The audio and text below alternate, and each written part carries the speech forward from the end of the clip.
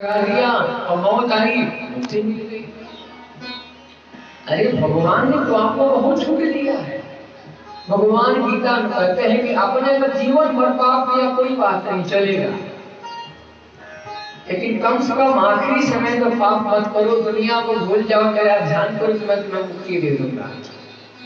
लेकिन एक और बड़ी विडंबना है हमारा, जो आदमी जीवन भर जिस कार्य को करता है, मरते समय उसको वही कार्य याद आता है, वही वस्तु याद आएगी, वही व्यक्ति याद आएगा। बिल्कुल एकदम सत्य बात है। इसीलिए जो संत होते हैं, जो भगवान के भक्त होते हैं, वह जीवन भर प्रभु को याद करते हैं। अंतकाली च मामेव स्मरं मुक्त्वा कलेवरम्। अर्जुन, मेरा स्मरण कर, कोई बात नहीं, अगर युद्ध में मरेगा ना तो मुझको प्राप्त करेगा, मुझे याद कर। और भगवान ने कहा कि जो व्यक्ति अंत समय में मरते वक्त किसी चीज की इच्छा करता है, मैं उसकी इच्छा को पूर्ण कर देता हूं।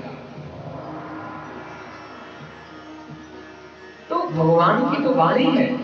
जो संत महात्मा होते हैं वह जीवन भर भगवान को याद करते हैं, इसलिए जब मरने लगते हैं तो उसी को भगवान ही याद आते हैं। और हम संसारी लोग क्या जीवन भर हाय बेटा, हाय बेटी, हाय रुपया, हाय पैसा, हाय मकान, इसी में लगे रहते हैं। इसीलिए जब हम लोग मरने लगते हैं तो क्या होता है, कभी पत्नी की याद आती है, वो हमारे बिना कैसे रहेगी। वो कहती थी कि मैं तुम्हारे बिना जी नहीं पाऊंगी, अब उसका क्या होगा।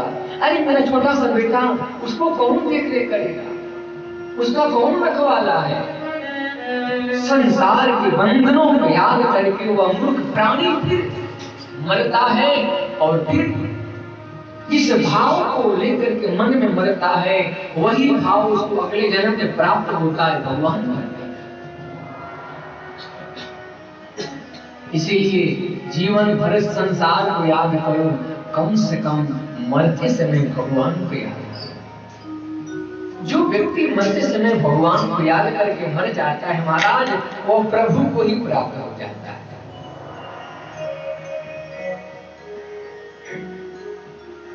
और मेरे प्रभु का स्वभाव है, भगवान कहते हैं मैं एक बार अगर किसी का बाप पकड़ लेता हूं